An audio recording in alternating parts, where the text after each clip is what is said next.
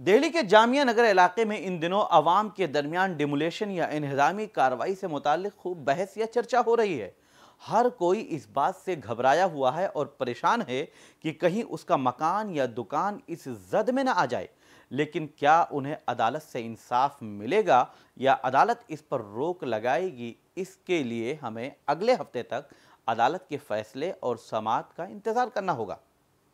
आदाब नाजरीन, भारत एक्सप्रेस में आपका इस्तकबाल है। मैं हूं निसार अहमद खान।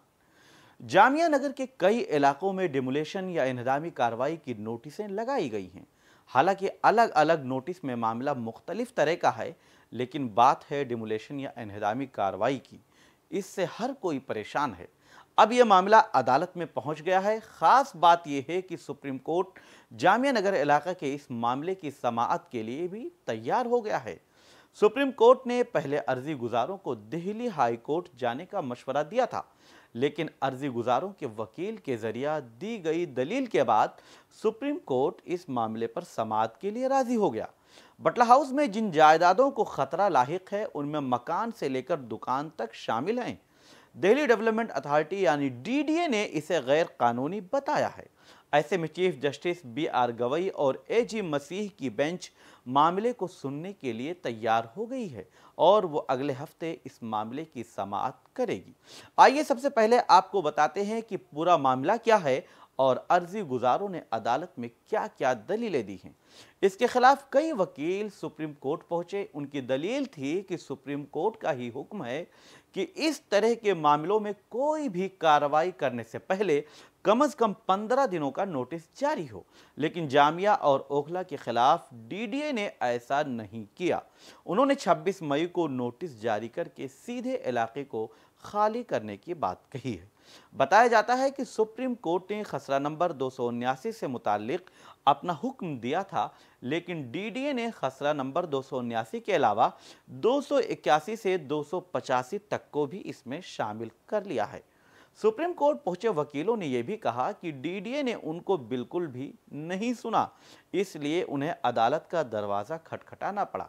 इसके बाद सुप्रीम कोर्ट अगले हफ्ते समाअत की तारीख तय कर दी है। डीडीए की दलील है कि वहां मौजूद सभी घर यूपी इरिगेशन या उत्तर प्रदेश सिंचाई महकमा की जमीन पर तामीर किए गए हैं। अब अगर डीडीए की नोटिस की बात की जाए तो इस नोटिस में वाज़े तौर पर लिखा हुआ मिला कि सभी को मुत्तला किया जाता है, यानी सूचित किया जाता है कि ओखला में इंक्रोचमेंट हो रखा है। यहाँ खिजर बाबा कॉलोनी उत्तर प्रदेश हुकूमत के सिंचाई महकमा की ज़मीन पर आबाद है। यहाँ मौजूद घर और दुकान दोनों गैर कानूनी हैं और उनको 15 दिनों के अंदर खाली करना होगा। यानी जिस तरह से डीडीए ने अपने इस नोटिस में 15 दिनों का जो वक्त दिया है, वो सुप्रीम कोर्ट का जो हुक्म है, एक तरह से डीडीए उस पर अमल करता हुआ दिखाई दिया।